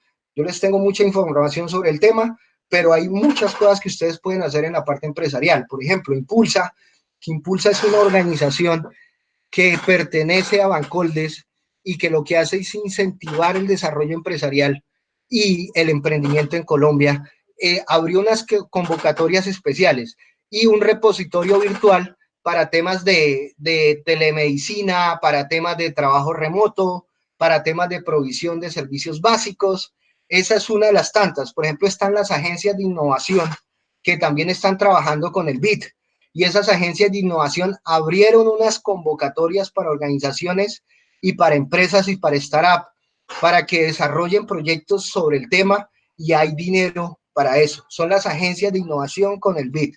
También está el Ministerio de Ciencia, de Tecnología e Innovación, que abrió unas líneas de financiamiento para prototipos tecnológicos, para medicina personalizada, para investigación transnacional. Y está el Laboratorio de Innovación del Grupo BID. El laboratorio de innovación de Grupo BIT también hace lo mismo, abrió unas convocatorias y para unas propuestas en el tema del coronavirus, todas esas propuestas que ayudan a ese tema, hay un dinero también ahí para las empresas. Y se llama Laboratorio de Innovación del Grupo BIT o del Banco Interamericano de Desarrollo. Está, yo les puedo seguir diciendo muchas más herramientas, pero ahora voy con otras recomendaciones generales para las empresas. Es ineludible que las empresas tienen que digitalizarse y sé que ese es uno de los principales problemas. La digitalización en Colombia es un problema, pero para eso existe el Internet. Para eso hagan un share list las empresas de las actividades, de las herramientas y de los elementos que tienen en la parte virtual. Y miren de cuáles se pueden satisfacer a nivel de Internet, que hay muchas plataformas gratis para poderlo desarrollar, y en este momento el gobierno también tiene una plataforma que está desarrollando para eso. Entonces, hay que mirar su infraestructura tecnológica, hay que mirar su comercio electrónico, qué actividades electrónicas está haciendo.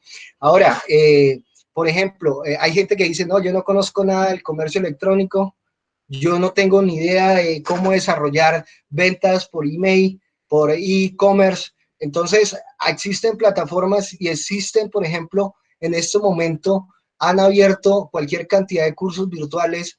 El gobierno lo está haciendo por medio de Empresario Digital y están los politécnicos que también están brindando cualquier cantidad de capacitación gratis, hasta diplomados gratis en comercio electrónico. Entonces, el tema no es que no se tengan las herramientas, el tema es que las conozcan, el tema es que miren que sí hay herramientas para trabajar. Está el tema de vigilancia tecnológica de la Cámara de Comercio, que lo pueden hacer digital también. Está el tema de Big Data, que es conocer grandes cantidades de datos y volverlo en información significativa y en información estratégica. Entonces, la idea es que en la parte de digitalización de las empresas, depende mucho de los empresarios y depende mucho de los empleados. Tienen que capacitarse porque las herramientas están. Entonces, esa es otra recomendación que les hago. Está también, se están creando unos tidbits, que esos son un banco de pruebas o para plataformas, para proyectos. En estos momentos se está creando, también las pueden mirar y visitar. Ahí están incentivando los proyectos. Está el tema de que las empresas tengan activo líquido. Es decir, estamos en una crisis actualmente. La idea no es a futuro tener activo líquido, sino la idea es en el pasado haber tenido activo líquido y mirar en el presente qué se puede hacer con el activo líquido. Porque es que el activo líquido es el dinero más inmediato que se puede tener. Entonces, las empresas deben preocuparse por tener ese activo líquido. Esa es otra recomendación. Y hay muchas recomendaciones más. Por ejemplo, investigación empresarial. Hay empresas que en este momento tienen tiempo desde su casa sin investigar qué están haciendo los demás, investigar qué aplicaciones. Yo puedo, por ejemplo, meterme en una empresa en Perú de mi tipo de empresa y mirar ellos en este momento qué están haciendo, o aquí en Medellín, o en Bogotá, o aquí en mismo Neiva.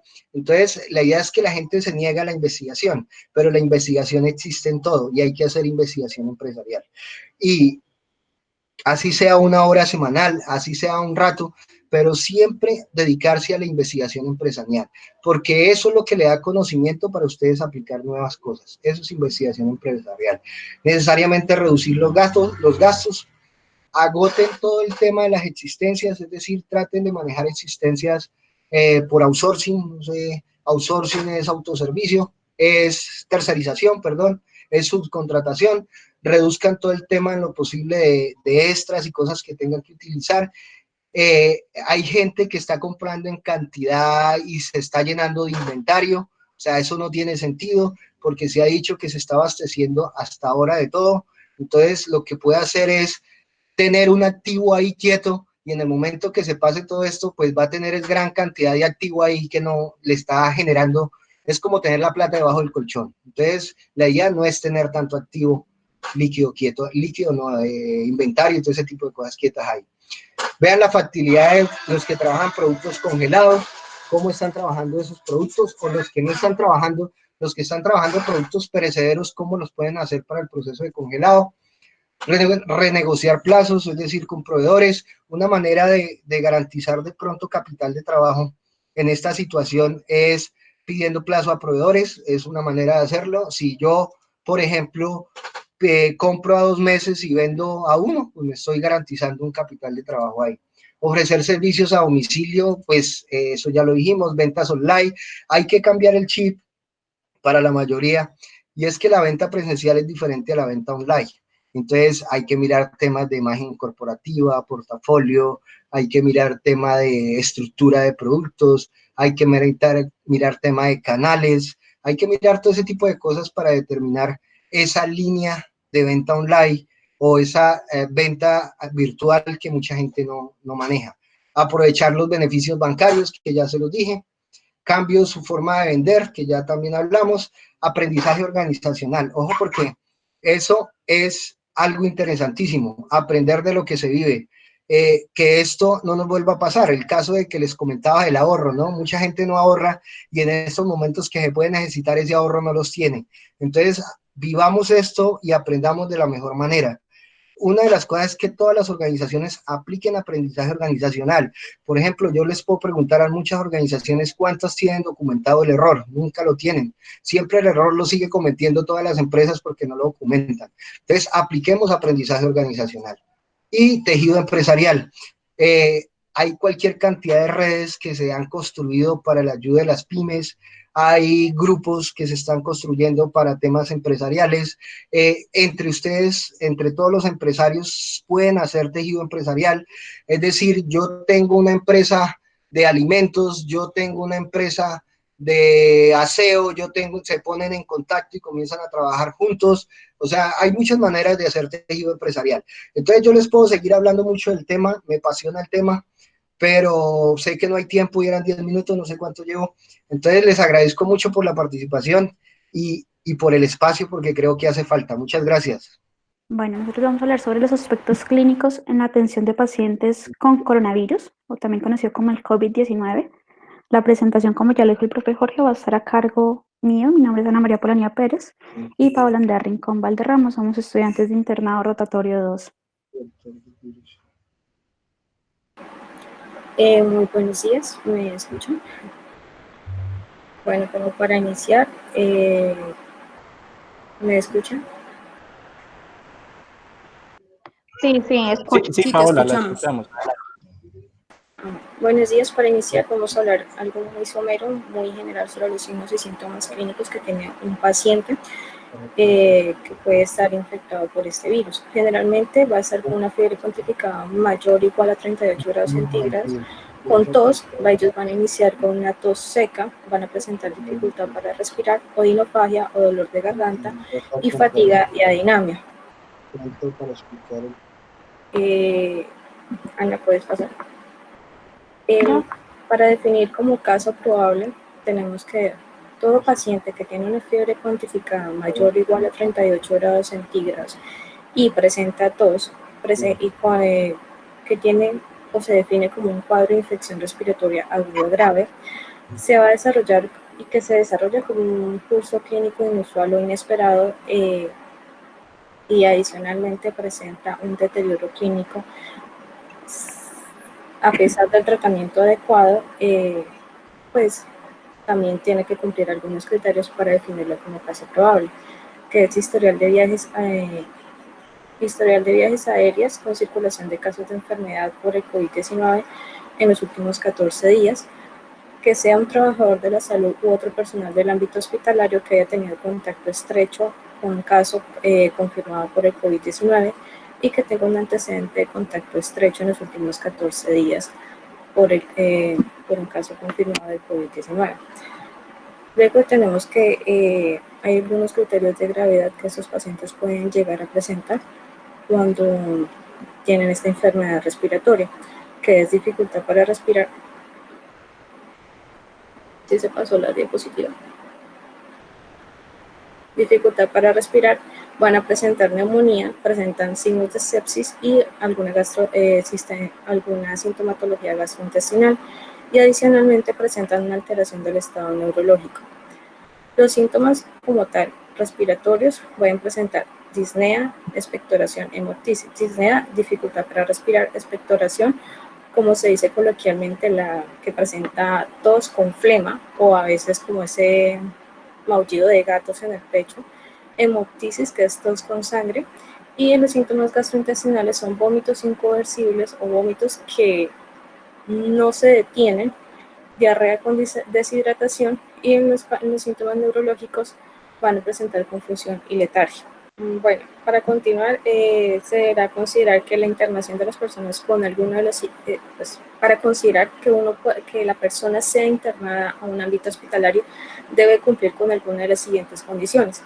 Debe ser cualquier condición socioeconómica o geográfica que impida realizar el seguimiento o aislamiento domiciliario de la persona. El paciente no está lo suficientemente estable en el hogar para recibir la atención, los cuidadores no son apropiados y no están disponibles en el hogar, y el paciente y otros miembros del hogar no tienen acceso al equipo de protección personal apropiado. Si hay en el mismo hogar o en la misma casa, hay miembros que pueden estar en mayor riesgo porque el caso confirma o la persona que está con COVID-19, esta persona debe ser también internada en un ámbito hospitalario. Como tal, el Neiva o la Gobernación del Huila tienen unas líneas de atención para Paola, cualquier... Sí, qué señora. pena que te interrumpa, es que no se ve la presentación. Entonces, pues para retomar donde habíamos quedado, ¿qué se debe considerar o cómo se debe considerar que un paciente debe ser hospitalizado o debe ser llevado a un ámbito hospitalario? Debe tener como algunas condiciones para poderlo considerar. La primera es cualquier condición socioeconómica o geográfica que impida realizar el seguimiento o el aislamiento domiciliario de la persona. Si el paciente no está lo suficientemente estable como para recibir la atención en el hogar, los cuidadores no son apropiados y no están disponibles en el hogar, el paciente y otros miembros del hogar no van a tener acceso al equipo de protección personal apropiado y recomendado para poder atender al caso confirmado, y cuando el paciente que dio positivo para el COVID-19 o tenga síntomas respiratorios como tal, y adicionalmente que en el hogar del paciente hayan o se expongan personas que están dentro del grupo poblacional de mayor riesgo de complicaciones para el COVID-19, estos tipos de pacientes deben ser trasladados al ámbito hospitalario como tal. Tenemos unas líneas de atención para cualquier duda que tengan las personas del común, si tienen algún síntoma respiratorio o si presentan dificultad respiratoria, con tal de que no vayan a colapsar el servicio de urgencias, se presentan unas líneas de atención que están ahí como se proyecta en la pantalla. Y tenemos en cuenta que para reducir el riesgo de infección por el COVID-19 o coronavirus, como se dice coloquialmente, se deben lavar las manos con agua y con jabón y a la vez desinfectarse las manos. Pues pueden preguntar cada cuánto se deben lavar las manos. En teoría, y lo que dicen las investigaciones, es que las personas se deben lavar cada 3 a 4 horas las manos. Igual si están en contacto con alguna superficie o están en contacto en el exterior, deben también ingresar inmediatamente. Lo recomendable es que se retiren la ropa en la puerta de la entrada o en algún lugar aislado de la casa, y también lleguen inmediatamente a lavarse las manos. Si salió por un periodo corto de 15 a 30 minutos, lo recomendable es que se lave las manos. Si salió por un periodo largo de horas, de más de 1 hora, 2 horas, lo recomendable o lo que dicen los estudios es que la persona llegue y de una vez inmediatamente se llegue a bañar completamente. Evitar el contacto cercano con cualquier otra persona que tenga gripe o síntomas respiratorios. Eso es muy obvio, pero como nosotros los colombianos somos como muy afectivos en cierta manera, y no tenemos como ese cuidado de si una persona está con algún síntoma respiratorio, siempre tendemos a acercarnos. De igual manera, cuando uno va a hacer las compras en este momento, o cuando uno se va a aprovisionar, las personas no tienen la medida de seguridad de estar a 1 metro de distancia con el otro. Siempre van a tender a amotinarse, como que estar como a 1 centímetro casi encima de la otra persona. Y pues esa no es la idea. La idea es tener 1 metro de distancia para que esa persona, como para evitar para evitar el riesgo de contacto o contagio si la otra persona tiene algún síntoma respiratorio. Lo mismo para cocinar bien la carne y los huevos y usar la protección al tener contacto con animales vivos, salvajes o de granja. Tener en cuenta que hay estudios y la recomendación de la OMS que los animales que están en la casa, que son domésticos, perros, gatos, pajaritos que son domésticos, como tal, ellos no van a tener o no son como esa fuente de que nos pueden transmitir el virus a nosotros. Entonces, para que tengamos en cuenta también la protección de los animales domésticos. Y pues esa sería como nuestra intervención en sí. Muchas gracias. Cualquier duda, pues estaremos pendientes. Muchas gracias por su intervención. Ya con esto entonces finalizamos como las presentaciones que teníamos. Nuevamente resumiendo, empezamos haciendo una pequeña diagnóstico de si realmente el COVID era un problema de salud pública y por qué se consideraba un problema de salud pública, y veíamos que puede llegar a un momento que puede colapsar el sistema de salud.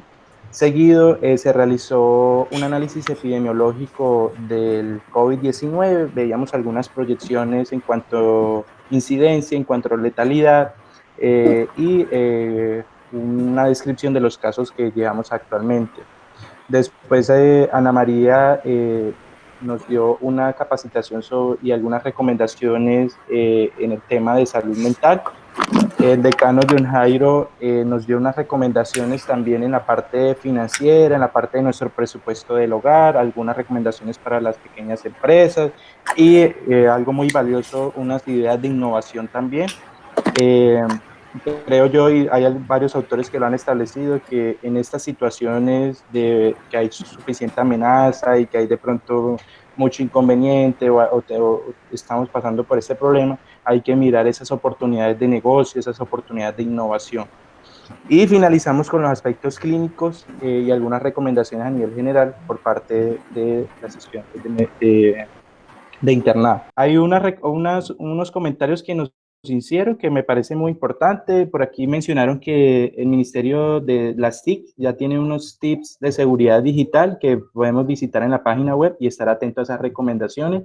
Muy importante porque también en estas situaciones hay mucha gente que les gusta aprovecharse de lo ajeno y de esta situación de estrés y de aislamiento que estamos viviendo. Entonces, y el profe John Jairo también lo mencionó muy bien. Ahí en el chat también Ana María nos comparte un link para un cuento infantil que se llama Rosa contra el virus, un cuento para explicar el coronavirus y otros posibles virus. Voy a empezar en orden. Vamos a empezar con las preguntas que tienen que ver con la parte epidemiológica. La doctora Paola pregunta que por qué el comportamiento del virus es de tipo campana. Bueno, realmente no es solamente el comportamiento del virus, sino que el comportamiento tipo, cuando hablamos de tipo campana, es esa campana de Gauss, de pronto uno ve por allá en estadística. Realmente todos los eventos y todas las mediciones que se realizan en salud tienen por lo general un comportamiento normal. En este caso hay una época de que la campana es plana porque se empiezan a identificar los primeros casos, y una vez que se empiezan a identificar los primeros casos y como es una enfermedad infectocontagiosa, las personas que tienen esta infección empiezan a transmitir el microorganismo o a colonizar a otras personas. Por lo tanto, entonces esa campana tiene una curva muy grande, que es donde sucede en la mayoría de los casos. Que lo que se está buscando hoy en día es tratar de aplanar esa curva, es decir, los casos van a suceder, vamos a tener muchos infectados, pero la idea es que los infectados no se den todos en un solo momento, porque imagínense, qué sé yo, 7.000, 4.000 personas, 21.000 personas consultando por urgencias o en cuidado crítico, pues el sistema de salud colapsa. Entonces la idea es que no todas las personas se infecten a la vez, sino que lo que se busca es aplanar esa curva, es decir, que sí vamos a tener infectados, pero que no todos se presenten en el mismo momento. Hay otras preguntas que tienen que ver con la parte de proyección. Aquí preguntan que más o menos cuánto se prevé que pueda alcanzar el pico más alto, cuánto tiempo se prevé también que pueda pasar toda esta situación. Hay otra pregunta que tiene que ver cuánto tiempo se demoran en disminuir el crecimiento exponencial de los contagios.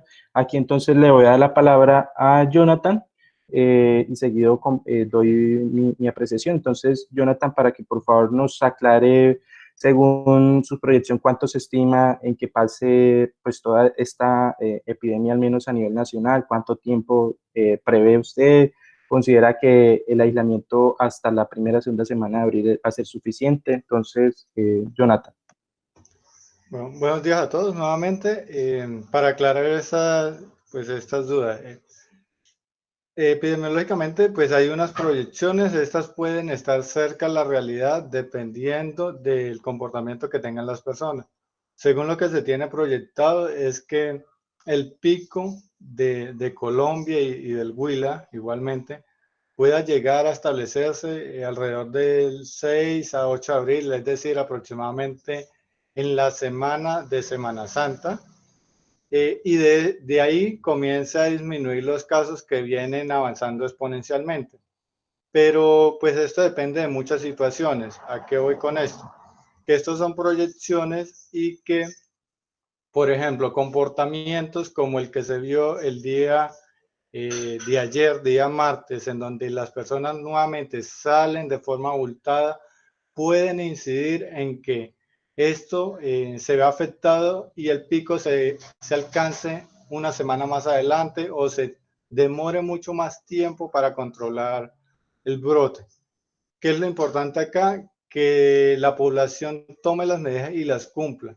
Si no se cumple la cuarentena de la forma adecuada, como está proyectada, programada, de evitar el contacto con otras personas, pues probablemente va a tomar mucho más tiempo.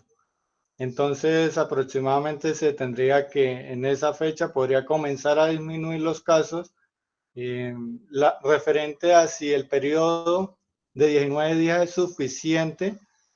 Puede ser suficiente para que comiencen a bajar los casos, pero no para que este llegue a cero ni lleguen a pocos casos. Entonces, puede ser suficiente para comenzar a controlar el pico y que comience a disminuir alrededor del 10 de abril, ya comencemos a presentar menos casos y de ahí comience o continúe bajando, pero deben mantenerse las medidas.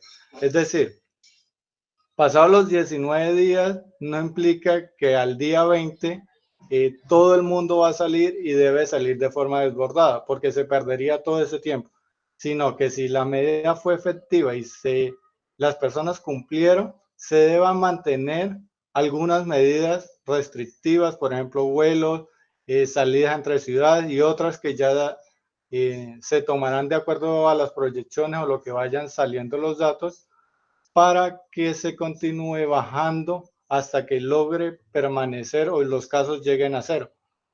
Entonces, no sé si con eso logré dar respuesta a la pregunta. Situación similar pasará en el Huila, lo cual depende mucho de las medidas que se adoptan en el municipio de Neiva, en la ciudad de Neiva. Cabe resaltar que, por ejemplo, las medidas que ha tomado el alcalde Gorky han sido oportunas hasta la medida que él tiene o las posibilidades que él tiene, ¿sí? Entonces, ya ahora lo que toca es esperar y acatar con las medidas y las recomendaciones con todas las otras personas. Muchas gracias, Jonathan. Quiero complementar un aspecto de lo que acaba de decir, es que en epidemiología y en estudios de brotes utilizamos nosotros muchos modelos matemáticos para hacer estimaciones, que fue lo que se presentó en la primera hora del webinar. Pero esto, como su palabra lo dice, son proyecciones, es un modelo teórico que podría reflejar la realidad, pero que en ese caso pueden haber unos muy buenos escenarios, pero pueden haber también unos peores escenarios. Entonces, estos modelos nunca va a decir que realmente esa va a ser la realidad, pero sí nos puede ayudar a nosotros a prever qué pasa en caso tal que no se realicen las medidas. Con esto, ¿qué quiero decir también? Digamos, se prevé que de pronto esta cuarentena nos pueda ayudar a aplanar esa curva, pero en estudios de brote y epidemiología es muy difícil establecer si realmente vaya a ser suficiente. Por lo menos vemos ahora que en China, que fue el foco principal, pues duraron más de 3-4 semanas en aislamiento obligatorio. Y ahí voy a complementar una parte también, y lo mencionaron en el chat, y es el componente social. Es muy importante que cuando nosotros a nivel nacional se tomen medidas, se tenga en cuenta el componente social. No podemos tomar acciones como si fuéramos un país tipo China, tipo Reino Unido, tipo Francia o Italia, porque aquí nuestro componente social es diferente. Leía la vez pasada que más o menos más del 60% de las personas productivas económicamente son trabajadores informales, ¿cierto? No les podemos decir a ellos, también hay que pensar, bueno, decirles a ellos no trabajen por 3, 4 semanas, no salgan a sus casas, pues es algo muy, muy complicado, ¿cierto? Porque no es una sola persona, sino que es una familia. Entonces es muy importante también tener en cuenta este componente social. Y respondo otra pregunta que mencionaron también en el chat, que se dice, en China aparecieron los primeros casos en octubre del año pasado, pero hasta en enero nos enteramos de esta situación. ¿Por qué nos demoramos tanto en reconocer esto?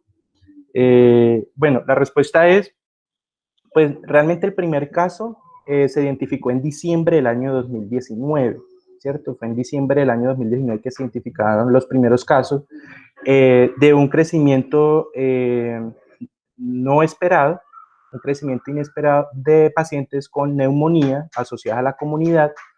Y ya en enero se identificó que el agente etiológico de esta neumonía o de esta infección respiratoria aguda era ocasionada por un coronavirus.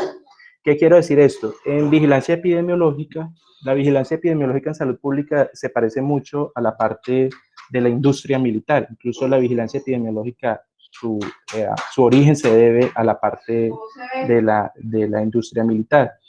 Y como en toda la industria militar, ellos manejan unos centinelas, que los centinelas son aquellos que como que dan un aviso de que está pasando algo, como un pequeño espía.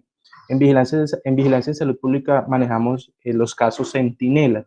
¿Qué son estos casos? No son casos que no son muy graves, que no son de obligatoria notificación, como el caso de las infecciones respiratorias agudas graves, inusitadas. Entonces, estos casos centinelas digamos, se detectan de vez en cuando en algunos países y nos pueden ayudar a identificar tempranamente un crecimiento inesperado de un evento como en este caso del COVID-19. Entonces, estos eventos centinelas nos ayudaron a que el brote se identificó en diciembre y ya en enero teníamos identificado el agente etiológico. El principal problema, creo yo, es que anteriormente en la edad medieval, cuando sucedían las epidemias, pues no existían esos medios de transporte que tenemos actualmente. Entonces el brote se podía demorar mucho en volverse una pandemia. Pero hoy en día, con tantos medios de transporte y con un mundo globalizado, una economía globalizada, pues en enero se identificó ya como tal la pandemia y ya incluso ya en marzo teníamos el primer caso en Colombia, que yo creería incluso establecer que los casos acá en Colombia ya, que ese primer caso que se notificó como COVID-19 ya no era el primer caso, sino que ya en Colombia podríamos incluso haber tenido anteriormente el COVID-19.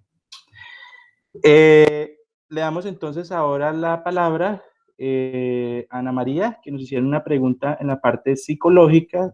Mencionan que de pronto el miedo, el silencio puede ser como un causante de generar temor y de miedo en las personas. Entonces, ¿cómo podríamos manejar ese silencio?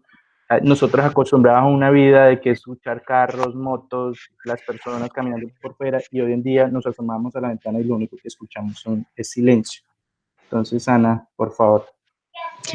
Bueno, referente a la pregunta que realizó la doctora Paola, es importante no negar la realidad en la que estamos viviendo, ¿sí? Pero también es importante no exagerar. No estoy diciendo que la pregunta o las personas que tengan algún tipo de temor por el silencio que hay en las calles sean exagerando, sino que hay que saber identificar la realidad que estamos viviendo. Entonces, tenemos que ser conscientes que en este momento en el mundo, pues todo lo que ya hemos hablado, estamos viviendo una situación, se podría decir, de crisis, la cual nos ha forzado en enfrentar a situaciones de una de unas situaciones que no hemos enfrentado antes. Entonces, de una forma un poco brusca. Entonces, sí, van a estar personas que no les gusta estar en la casa, van a estar un poco ansiosas porque van a estar todo el tiempo en sus casas, o las personas que no les gusta estar solas,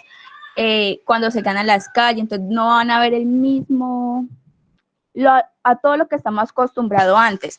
Pero hay que entender que de una u otra forma eso es transitorio, pues de acuerdo a todo lo que vaya comportándose el virus y cómo nos estemos comportando nosotros, la situación es transitoria. Entonces, tranquilizarnos, saber que eso es transitorio y que de una u otra forma lo vamos a superar.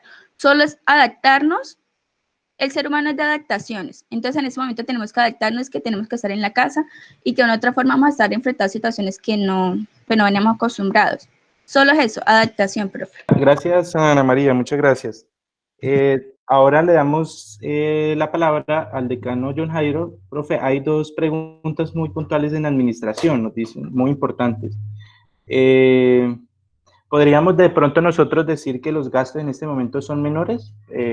Pues teniendo en cuenta que ya no estamos saliendo, de que no vamos a gastar dinero en transporte público, qué sé yo, nos toca almorzar en la casa. No sé si eso tenga un impacto también en nuestro presupuesto del hogar.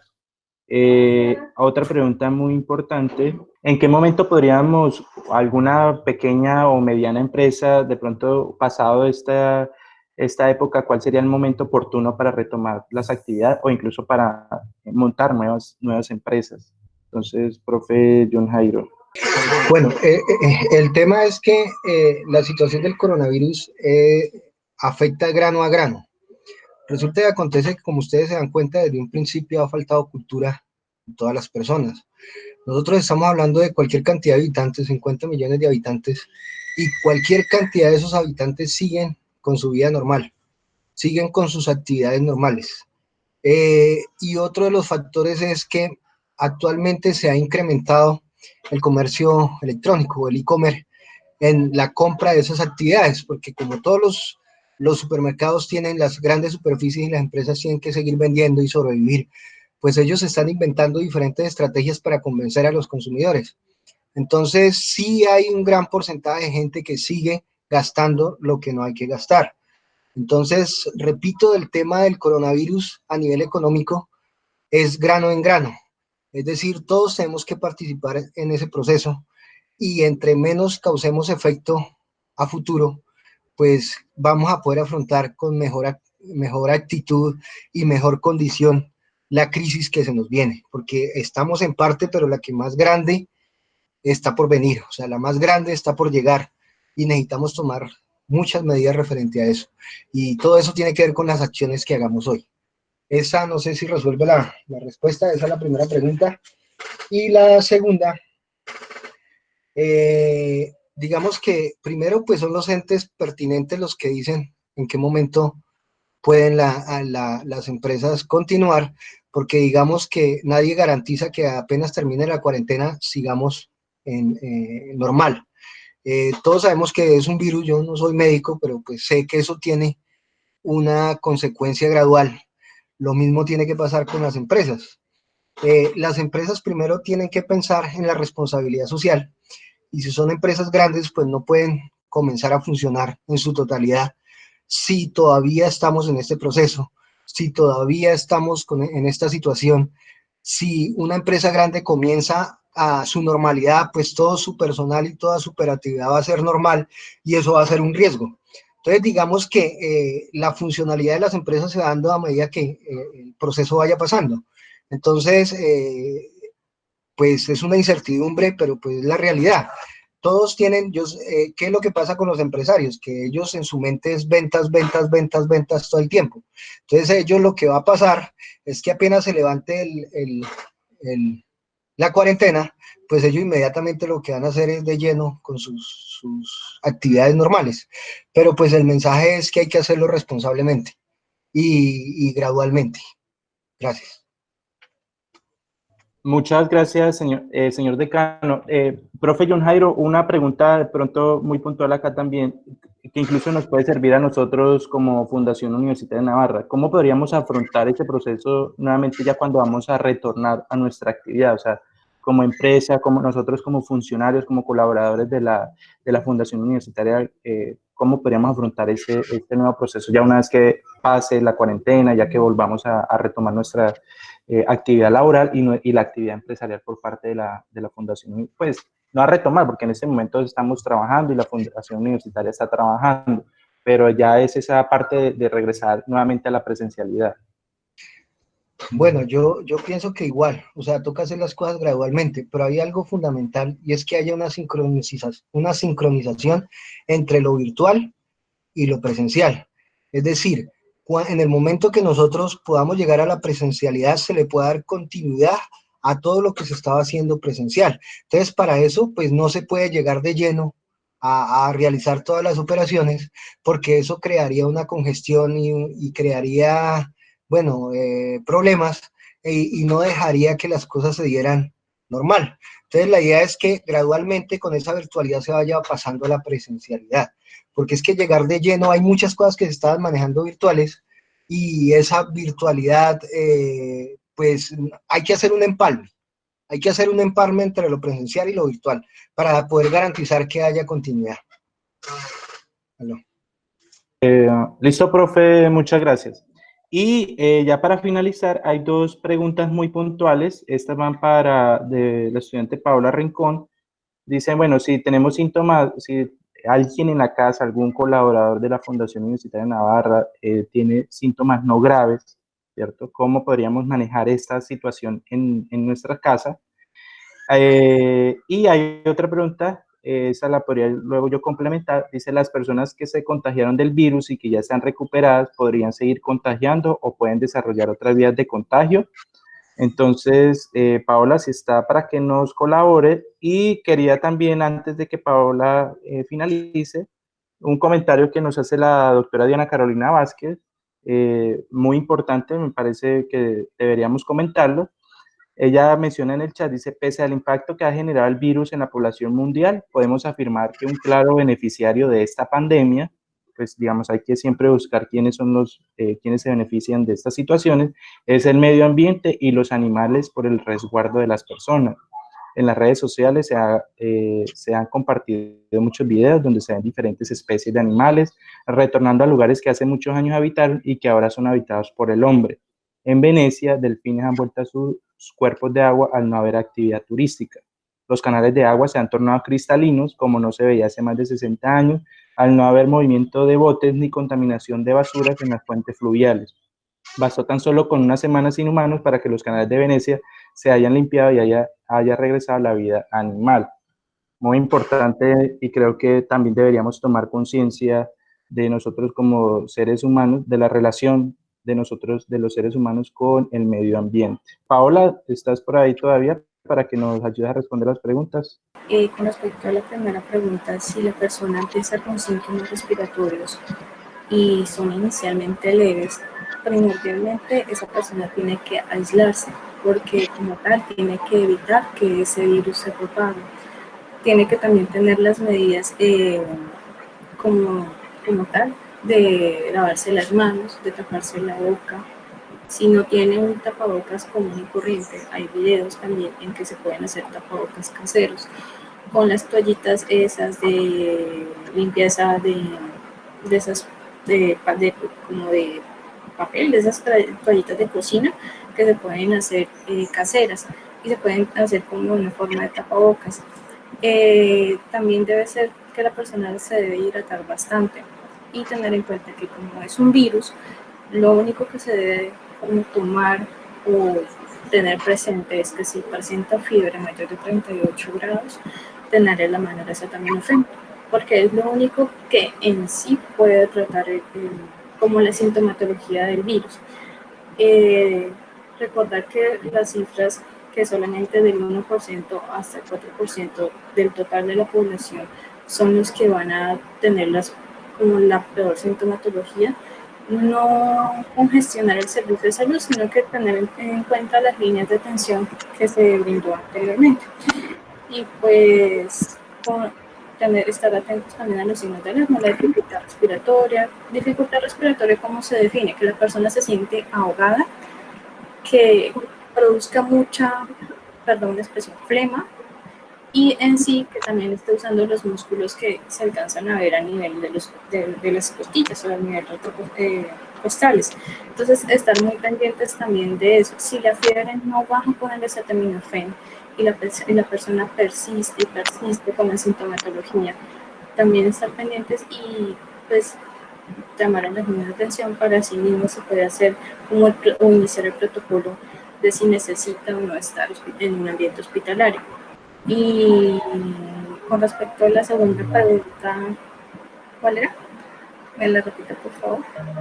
La segunda pregunta dice que si las personas que se contagian del virus y ya están recuperadas, ¿podrían seguir contagiando o pueden desarrollar otras vías de contagio? Tener en cuenta que los virus tienen como una cadena de replicación. Tienen una cadena de replicación y pueden hacer diferentes mutaciones como tal, pero no hay como estudios confirmados o casos confirmados de que haya otra como reinfección, por decirlo así, del mismo COVID-19. ¿Que puede hacer mutación? Sí, sí puede hacer mutaciones, porque eso es como el proceso natural de los virus, como tal. No sé, profe, si quieres agregar algo más. Sí, Paula, muchas gracias. Básicamente, redondeando lo que nos dice Paola, si la persona llega a presentar síntomas que no son graves, es decir, que no tiene dificultad respiratoria, persona que puede respirar normal, que de pronto tenga una tos, de pronto fiebre, pero respira normal, se puede quedar en casa. El único manejo que existe, o sea, no existe ningún tratamiento probado hasta ahora. Por ahí hay unos ensayos clínicos que han utilizado cloroquina, pero todavía no hay suficiente evidencia científica. Por lo tanto, el manejo es sintomático. ¿Qué es el manejo? ¿Qué significa el manejo sintomático? Que va hacia los síntomas de la persona. Entonces, si tiene fiebre, tomar acetaminofén. Si le duele la cabeza, tomar acetaminofén. El único analgésico que se recomienda es el acetaminofén. No se recomienda ibuprofeno ni antibióticos, por favor, no se automediquen. La automedicación es una mala práctica. Si consumen antibióticos, mire que los antibióticos sirven para las bacterias, no para los virus. Entonces lo que están haciendo es generando resistencia hacia esos antibióticos, que es otro problema de salud pública. Y respecto a la segunda pregunta, bueno, el periodo de incubación del microorganismo se dice que es más o menos entre 7 a 14 días. No se ha podido establecer muy bien cuánto es el periodo de incubación, pero se estima que es entre 7 y 14 días. Eso quiere decir que la persona puede contagiar a los demás hasta 14 días de iniciar los síntomas. Entonces, por eso esta persona, si en casa tenemos a alguien que presenta tos, la persona debe estar en aislamiento en el cuarto, tampoco pues que no vayas a volver a salir, ¿no? Porque también estaremos afectando la parte psicológica de la persona, sino que cuando salga que se use su tapabocas, su higiene de manos, muy importante, y limpiar y desinfectar las cosas que la persona pues vaya a tocar. Eso sería.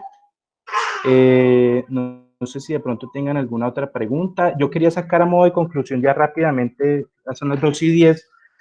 Creo que esto unas conclusiones que yo he sacado muy a modo personal. Es importante que ya una vez superemos esto, realmente tenemos que mejorar nuestro sistema de salud, ¿cierto? Nuestro sistema de salud es un sistema que es patocéntrico, se centra solamente en tratar la enfermedad, muy poco en la prevención, muy poco en la vigilancia en salud pública. Entonces, y por eso estamos teniendo hoy en día estas consecuencias tan graves. En ese sentido, más adelante, cuando pase esto, tenemos que mejorar nuestro sistema de vigilancia epidemiológico. Desafortunadamente, en Colombia, el sistema de vigilancia epidemiológica solamente se ha convertido en que los médicos notifiquen los casos, llenen una ficha de notificación y no más, y ese no es el sentido de la vigilancia epidemiológica. Algo muy importante, y es muy curioso, yo digo, hoy en día la mayoría de las recomendaciones, y le insisten mucho a las personas, es las medidas de higiene, sobre todo la higiene de manos. Creo que esa es una medida que culturalmente ya debería estar inmersa en nosotros. O sea, las manos es la parte anatómica más contaminada de todas las personas. Por lo tanto, es algo Hoy en día no deberíamos insistirle a las personas que nos lavemos las manos, porque ya debería ser algo cultural. Entonces, en ese sentido, creo que esto podría ser algo bueno que nos deje la epidemia, es que podemos mejorar nuestro hábito de higiene y que quede ya como una cultura por parte de nosotros. Ya con eso, bueno, pues estoy mirando el chat. Doctora Sandra escribe muy orgulloso de nuestro equipo SINA, siempre preocupados por nuestra comunidad. Gracias por el liderazgo en procesos investigativos y científicos. Estamos atentos a las siguientes invitaciones, siempre unidos al SINA. Doctora Sandra, muchas gracias por su mensaje. Sí, es una iniciativa por parte del Centro de Investigaciones de la UNINavarra, del SINA.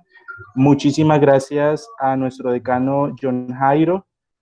Profe, gracias por su intervención, muy importante, por aceptar nuestro llamado, y gracias a todas las personas que se conectaron el día de hoy, a Jesús, que estuvo muy pendiente también de la parte de la conexión, la doctora Diana Carolina, que también estuvo pendiente, y obviamente pues a la doctora Paola Villegas. Si no hay más, si no tienen alguna otra pregunta, quedamos atentos. Estamos fortaleciendo nuestro trabajo SINA en la casa. Yo les invito que si tienen alguna pregunta en cuanto a alguna medida de prevención, nos pueden escribir a nuestros correos, que con mucho gusto les podemos dar respuesta, porque yo sé que hoy en día, estamos llenos de información, y yo le apostaría que el 90% de esa información es falsa o tiene verdades a medias, y solamente un 10% es una información real y basada en evidencia. Entonces, no siendo más, muchas gracias a todos. Entonces, ánimo a seguir trabajando, y estamos muy pendientes de todos los colaboradores de la Fundación Universitaria de Navarra.